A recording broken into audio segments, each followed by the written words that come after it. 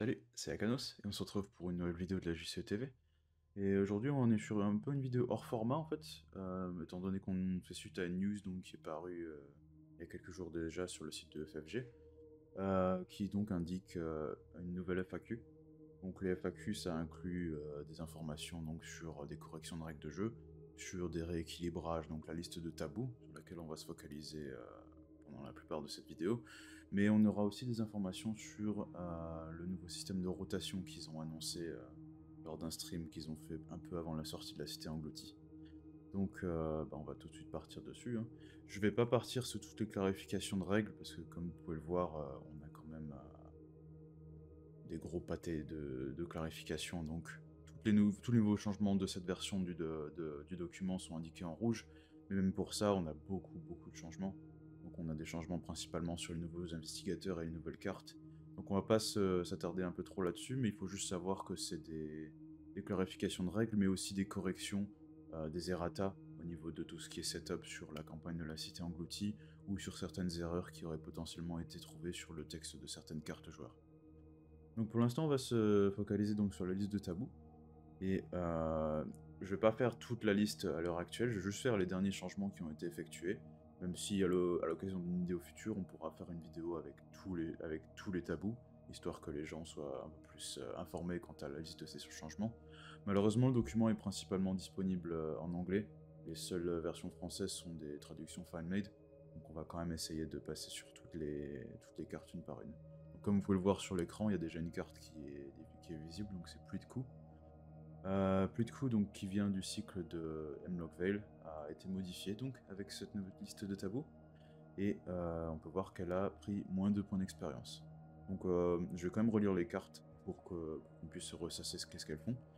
Pluie de coups, donc c'est une carte tactique double condamnée, donc qui peut se jouer uniquement si on a un soutien corps à corps et qui demande de dépenser une action supplémentaire, qui coûtait à la base 2 ressources et 5 expériences, et donc qui permet de combattre avec le soutien corps à corps qu'on a choisi, et d'effectuer son action de combat une fois et jusqu'à 3 fois supplémentaires, donc 4 fois au total. Et après ça met fin à notre tour. Donc c'est un effet qui est assez bon, 4 combats pour 2 actions, c'est assez sympathique, mais pour 5 expériences, c'était quand même un petit peu beaucoup. Donc c'est pas plus mal qu'on ait une réduction en coût en XP pour moins 2 XP, donc 3 XP, je pense que la carte sera quand même beaucoup plus jouable. Donc je pense que globalement c'est un bon changement. Ensuite, le prochain, donc c'est Archibald McVeigh, qui prend aussi moins de points d'expérience. Donc Archibald, c'est un allié donc, qui est un soutien spécialiste de la Cité Engloutie. Donc c'est un soutien que l'on peut inclure dans son deck que si notre investigateur a un des traits indiqués, donc assistant, reporter ou érudit, qui donne plus 1 aux connaissances et qui permet de faire en sorte que les secrets qu'on contrôle peuvent être utilisés pour dépenser des ressources pour des événements perspicacité. Donc ça aussi, ça tanké pour 2 points de vie et 3 points de santé mentale. Mais pour 5 XP, quand on compare à quelque chose comme Docteur Milan, c'est que c'était quand même très cher payé. Donc ce boost cette réduction en coût en XP, pour 5 XP 4 ressources, on passe à 3 XP 4 ressources.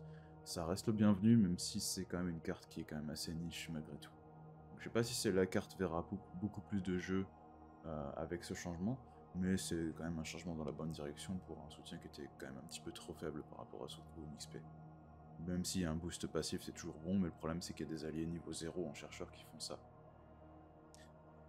Ensuite, donc sur cette page on n'en a pas d'autres, sauf Reflex. Reflex, ils ont juste fait un petit changement où ils disent que donc Réflexe était une carte du cercle brisé qui permettait donc en rapide de dépenser 2 ressources pour faire une action comme si c'était son tour. Ils ont juste changé la carte pour faire en sorte de limiter cet effet à 2 fois par round. Donc c'est pas un changement très notable pour la plupart des joueurs, c'est surtout pour empêcher des combos infinis avec des personnages comme Wendy, qui peut potentiellement utiliser l'événement plus que 2 fois par tour, avoir des résultats un petit peu ridicules. Mais bon, c'est des decks très particuliers, donc c'est pas un changement qui aura beaucoup d'influence pour la plupart des joueurs. Ensuite, on a Chuck Fergus. Donc Chuck Fergus, c'était un allié qui était disponible dans le pack de Winifred Abamok, mais aussi qui a eu une version 2 XP dans les clés écarlates. Donc c'est un... Je vais pas décrire la carte trop en détail, étant donné que il y a une version 2 XP, une version 5 XP, donc je vais uniquement m'attarder sur la version 5 XP, qui disait donc dès qu'on joue un événement tactique ou ruse, on peut choisir de faire en sorte que cet événement gagne rapide, ou qu'il coûte 2 ressources de main, ou qu'il donne plus de la valeur de compétence pour résoudre un test pendant cet événement. Ils ont juste clarifié le texte en fait pour dire que rapide, ça dit spécifiquement jouer uniquement pendant votre tour. Donc c'est pour clarifier en fait que on ne peut pas jouer les événements qui sont devenus rapides avec Chuck hors de son tour. Donc c'est juste une clarification de règle, même si ils avaient déjà confirmé qu'on ne pouvait pas jouer ces événements hors de son tour, mais ils l'ont clarifié sur la carte directement pour faire en sorte que ce soit un peu plus compréhensif. Bon, ça dit, ça change pas l'effet de la carte du tout, ça reste une très bonne carte, donc c'est une carte qui reste totalement jouable avec ou sans ce changement, donc ça change en gros, encore une fois pas grand chose pour les joueurs. Ensuite on va partir sur une carte personnalisable donc, du cycle des clés écarlates. Ce sera le mot de pouvoir. Donc c'est la carte personnalisable donc, qui est un événement qu'on peut jouer pendant son tour et attacher à un ennemi, et qui permet de lui donner des ordres. Donc par défaut on peut uniquement lui dire de se déplacer ou de s'incliner. Mais il y a une fiche de personnalisation, donc encore une fois on va pas trop rentrer en détail parce qu'il y a plein de choses à dire. Mais ils avaient tabou cette carte de façon à faire en sorte que l'action soit un test de volonté 3 pour pouvoir donner l'ordre. Et donc la volonté 3, donc ça restreignait un peu trop des personnages comme Amina, qui pouvaient pas trop utiliser la carte de façon efficace. Et donc ils ont changé, et maintenant c'est un test de volonté 2 au lieu de test de volonté 3. Donc c'est quelque chose d'assez important, parce que notamment ça permet de, si on utilise les vêtements élégants, de faire un test à 0. Donc c'est quelque chose de très jouable. Et mis à part ça, donc le reste de ce qui est indiqué, donc ils avaient déjà tabou la carte précédemment pour faire en sorte que l'option pour incliner donc coûtait 1 XP. Et donc c'est pas visible en fait sur la carte de base, mais en fait c'est passé sur la fiche de personnalisation, donc la partie FS-SOA comme vous voyez ici. Ça c'est une version en fait déjà modifiée de la fiche d'amélioration qu'on peut trouver en ligne, qui contient déjà les changements en fait qui sont indiqués dans la liste de tabous. Donc ensuite, la carte suivante ce sera Hold Up. Donc Hold Up c'est une carte de Hemlock Vale qui est un événement gardien qui coûte une ressource 0 XP. Qui est tactique ruse et qui est une discussion. Donc il demande de choisir un ennemi dans son lieu, un soutien objet de sa main, et on pouvait effectuer une action combattre contre l'ennemi, et en cas de réussite, à la place d'infliger les dégâts, on jouait le soutien choisi en réduisant son coût d'un nombre égal à chaque point de réussite. Donc la carte était considérée comme un petit peu trop faible, parce que on utilisait déjà une ressource pour pouvoir utiliser la carte, pour avoir une chance d'avoir une réduction de coût pour jouer un soutien objet. Et donc en plus on n'en infligeait aucun dégât. Et donc là le tabou indique que si on réussit, donc on joue le soutien en réduisant son coût toujours, mais la partie à la place d'infliger des dégâts a été supprimée de la carte. Donc ça veut dire que maintenant la carte permet d'attaquer en même temps que de poser un objet, ce qui est quand même beaucoup plus rentable en termes de compression d'action, surtout quand on est sur un ennemi un peu faible comme des rats par exemple. Là, ça permet de faire un combat contre une valeur de 1, et donc d'obtenir une réduction de coût assez facilement. Donc ça devient une carte qui est quand même beaucoup plus intéressante. Je pense que c'est peut-être un des plus gros buffs qu'ils ont fait pour ce tabou. Donc parce que ça permettra quand même de rendre une carte qui était quasiment injouable, et d'en faire une carte qui deviendra une carte d'économie assez solide pour un gardien. Surtout quand on prend en compte que les cartes gardiens, donc les objets, les armes, ont tendance à coûter assez cher. On pourra noter aussi que Alessandra peut aussi utiliser cette carte. Ensuite, toujours dans les événements de Hemlock Vale, on a Coordination œil-main qui a reçu un changement. Donc, Coordination œil-main, c'est un soutien qui coûtait une ressource 1 XP, donc qui est perspicacité, et qui permet en rapide de résoudre une capacité action sur un soutien outil ou arme que l'on contrôle. Donc cette carte a été un petit peu réduite en puissance de façon à ce qu'on peut utiliser qu'une carte outil ou arme de niveau 0 à 3, donc de la même manière que tour de passe-passe. Donc ça empêche d'utiliser coordination et main sur des grosses armes, ou sur des gros outils comme un kit d'empreinte digitale, ou alors une tronçonneuse. Bon, je pense que c'est peut-être pas nécessaire quand même comme nerf, déjà que c'est une carte à XP qui permet de faire une action gratuitement, mais bon, voilà, c'est ce qui est. Donc, sachant, je rappelle aussi que la carte déjà n'empêchait pas de dépenser les munitions, ou les provisions ou quoi que ce soit. Donc, peut-être pas forcément nécessaire ce changement, mais bon, dans l'état actuel du tabou, c'est comme ça que la carte est jouée maintenant. Ensuite, une carte qui a fait quand même pas mal de bruit dans la mesure où c'est une carte qui était considérée comme potentiellement la plus nulle du jeu. Le sang de Thoth, donc c'est une nouvelle carte de la cité engloutie.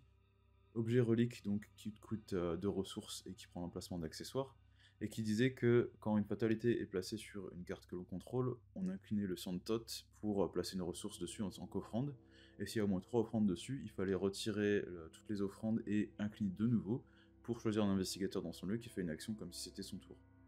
Donc là, on était sur un soutien qui demandait de placer 3 fatalités, et vu qu'il faut l'incliner à chaque fois, donc il faudra l'incliner 4 fois pour pouvoir obtenir une action supplémentaire, sachant qu'il fallait jouer 2 ressources et occuper l'emplacement d'accessoires en mystique pour pouvoir faire en sorte de l'utiliser. Donc c'était vraiment une carte qui était absolument horrible, vu qu'il fallait 8 tours pour la rentabiliser. Et pour la rentabiliser, c'est même juste pour rendre son coup nul, parce que on aura utilisé quand même l'emplacement d'accessoires, et pendant 8 tours, on aura l'emplacement occupé, et on aura utilisé des ressources et des actions pour la jouer. Donc, ouais. Ils ont changé cette carte, donc, de faire en sorte que dès qu'on place une fatalité sur une carte que l'on contrôle, on n'a plus besoin d'incliner le Santot pour placer une ressource en tant qu'offrande, donc ça la rend beaucoup plus rapide, et surtout, ils ont changé l'effet rapide, donc ils disent que maintenant, on peut dépenser 2 offrandes au lieu de 3, et l'incliner donc pour faire une action comme si c'était son tour. Donc maintenant, 2 fatalités, on incline que pour avoir l'action supplémentaire. C'est un énorme buff, donc la carte est clairement jouable maintenant. Donc si des investigateurs comme Dexter ou Amina ou Marie vont pouvoir jouer avec des fatalités, ça devient un choix qui est quand même assez intéressant, parce que ça permet potentiellement d'avoir une action tous les 1 ou 2 tours. Et là, franchement, ça change la valeur de la carte. Je trouve que c'est un changement qui est vraiment bienvenu. À noter par contre que l'action rapide, maintenant c'est uniquement pendant la phase d'investigation, donc c'est pas pendant n'importe quelle fenêtre de joueur. Mais bon. Et un autre changement qui est assez notable, c'est le Necronomicon. Donc Necronomicon, donc 5 XP du pack de Harvey Walters, qui fait une grosse salade d'effets que je ne vais même pas détailler tellement c'est incroyablement fort. Mais tout ce qu'il faut savoir, c'est que la carte est maintenant complètement bannie. Donc on ne peut plus jouer le Necronomicon du tout. Donc il n'y a rien de plus à dire que ça. La carte était... Ils avaient mis un tabou pour faire en sorte qu'elle coûte 3 expériences en plus, mais ça n'a pas suffi pour baisser la puissance de la carte. La carte est juste beaucoup trop forte. Du coup, la carte a juste été enlevée du jeu complètement. Donc vous pouvez l'oublier. Bon, bien sûr, je rappelle, le tabou c'est quelque chose de complètement optionnel. C'est quelque chose que vous pouvez ajouter, pour modifier, la puissance des cartes, mais vous pouvez très bien jouer avec les cartes comme elles sont imprimées. Même si, personnellement, je trouve que le jeu est un peu plus équilibré, donc avec tous les tabous qu'ils ont effectués. Donc je suis quand même curieux de voir comment ça va évoluer par le futur. Et donc, après la partie tabou, donc j'avais mentionné la partie sur la rotation, et donc on a la dernière page en fait de la FAQ qui nous indique les changements d'environnement donc qui vont être apportés au jeu. Donc ils avaient mentionné en fait qu'ils voulaient plus se focaliser sur l'entièreté du pool de cartes, surtout quand on a des extensions qui vont commencer à ne plus être imprimées et donc qui vont devenir très difficiles à trouver. Ils font en sorte que l'environnement qui est considéré comme l'environnement actuel, donc ce sera uniquement des packs qui sont plus récents. Donc ils ont défini 3 types d'environnements différents pour ça. Donc l'environnement actuel donc, consistera donc du corset, donc que ce soit le corset normal ou le corset de l'édition révisée, même si je conseille l'édition révisée donc de 2021, c'est celle qui est trouvable actuellement au commerce et c'est celle qui contient plus de cartes, notamment des cartes d'extension qui ne sont plus partie de cet environnement maintenant. Les 5 packs investigateurs, donc Nathaniel Cho, Harvey Walters, Winifred, Jacqueline et Stella, donc les 5 restent dans la rotation quoi qu'il arrive. Donc c'est quelque chose qui est assez intéressant parce qu'elles contiennent quand même beaucoup de cartes joueurs intéressantes pour chaque classe indiquée. Et donc les packs donc, qui seront considérés comme actuels, ce seront les trois derniers cycles qui sont sortis. Donc à la date de cette FAQ et de cette vidéo, donc, c'est uniquement les cartes des clés écarlates, du festin de Hemlock Vale et de la cité engloutie. Donc c'est quand même assez peu, ça laisse que 3 cycles, donc on en a quand même une bonne, on a quand même 8 cycles qui vont sauter. Donc ça veut dire qu'il y a beaucoup de cartes qui deviendront inaccessibles, et ça va vraiment nous faire revoir la façon dont on va construire les decks. Et étant donné qu'il y a beaucoup de cartes des anciens cycles qui sont quand même assez fortes, il va falloir quand même jeter un œil attentif en fait aux cartes qui vont inclure dans les cycles suivants, étant donné qu'ils vont essayer de réintroduire des mécaniques qui sont sorties de la rotation au fur et à mesure. Donc à voir ce que ça donne sur le long terme. Mais pour l'instant, je trouve quand même que ça restreint quand même pas mal la sélection d'investigateurs notamment. Par exemple, on a en gardien en particulier, le seul gardien qui est vraiment un gardien standard, donc ce sera Roland. Parce que si on prend Hemlock Vale, Carson, il est uniquement là pour du soutien. Wilson, il a un focus sur les outils plutôt que sur le pool gardien. Et Marion, elle a qu'une seule main. Et elle est focalisée sur les événements. Donc, et Nathaniel est aussi focalisé sur les événements. Donc ça va vraiment changer la dynamique des investigateurs. Et que maintenant, on va plus regarder en fait les investigateurs qui sont considérés comme les investigateurs disponibles. Et ça va vraiment faire des gros changements en fait sur les contraintes de deck building. Et donc l'environnement Legacy, donc ce sera l'environnement qui indique utiliser toutes les cartes. Vous n'êtes pas restreint à quels investigateurs et à quelles cartes vous pouvez utiliser. Donc pour ça, bien sûr, vous continuez à utiliser votre collection complète.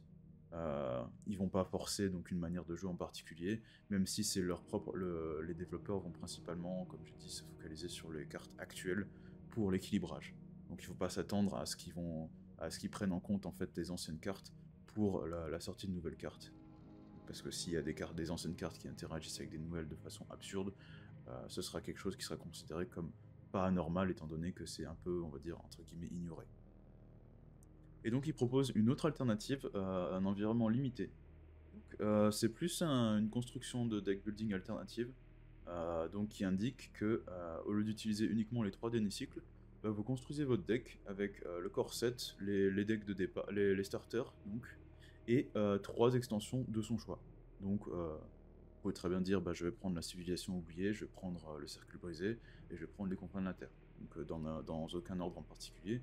Il propose en fait de faire du deck building où vous utilisez 3 extensions de votre choix. Donc ça permet de se donner un petit challenge de deck building sans pour autant ne plus jamais avoir accès à certaines cartes. Donc voilà, c'est les 3 environnements qu'il propose. Comme indiqué dans le titre, donc c'est encore une bêta. Donc on va s'attendre à ce qu'il y ait peut-être des changements, peut-être qu'ils vont étendre à plus que 3 cycles, qu'ils vont faire 4 ou 5 plutôt. Ou alors peut-être qu'ils vont encore changer et faire cette façon alternative. Il va falloir voir pour le futur comment ça va se passer, mais c'est donc une continuation de l'annonce de rotation qu'ils avaient faite. Donc on tiendra au courant bien sûr sur la chaîne des annonces qu'ils vont faire par la suite. Et il y a juste un petit paragraphe en plus qui parle de tout ce qui est carte promo, soutien d'histoire et carte parallèle. Donc celle-ci, il n'y a pas vraiment de règles fixes pour leur utilisation.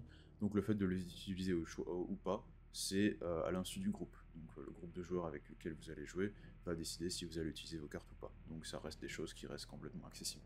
Donc ça inclut les cartes parallèles, mais aussi des investigateurs comme Suzy par exemple. Voilà. Donc voilà pour la nouvelle FAQ. Donc comme j'ai dit, s'il y a besoin éventuellement, on pourra éventuellement faire une vidéo avec tous les tabous donc, qui existent déjà depuis le début du jeu, même si ce sera une vidéo assez longue si on le fait. Mais en tout cas, ce sera tout pour aujourd'hui.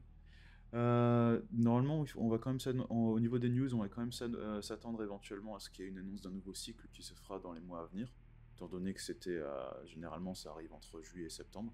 C'était déjà arrivé avec Hemlock Vale et avec la Cité Engloutie, donc peut-être une annonce qui va venir par la suite, mais on vous tiendra informé dans tous les cas. Voilà, merci d'avoir regardé la vidéo, j'espère que ça vous a plu, n'hésitez pas à vous abonner à la chaîne et à l'aimer et à la commenter, et si vous avez des suggestions de vidéos pour le futur, n'hésitez pas à les poster aussi. Allez, salut!